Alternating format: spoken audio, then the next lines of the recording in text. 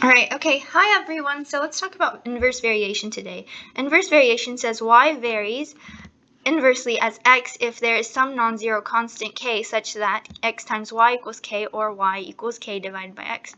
And x cannot equal to 0 and y cannot equal to 0, obviously because we can't divide by 0. We have problems if that happens. So just like joint variation, we can also, if you watch that previous video, we set up a proportion.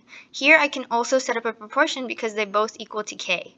So I can say my first x times my first y is equal to my second x times my second y. And we can solve this, or it's not really a proportion. It's actually, you can set them equal to each other because this time they're being multiplied to each other to equal k. But if we divided by them, then that's where the inverse variation comes. See, this makes them inversely related because it's k being divided by the other variable to get the second variable. Right, so that's why we can set up kind of this equation equal to this equation, x1, y1 equal to x2, y2. So let's look at an example now. If r varies inversely as t and r equals -6 when t equals 2, find r when t equals -7. Well, I can say that my first r times my first t is equal to my second r times my second t by this inverse variation rule.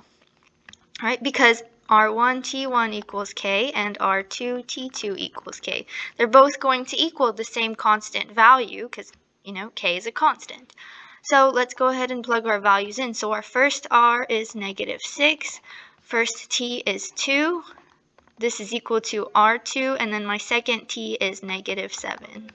All right, so -6 times 2, we have -12 is equal to -7 times our second r, and then we can use our basic algebra skills to go ahead and solve for our second r, r2, 12 over 7, because negative becomes a positive, so our final answer is 12 over 7 is equal to our second r.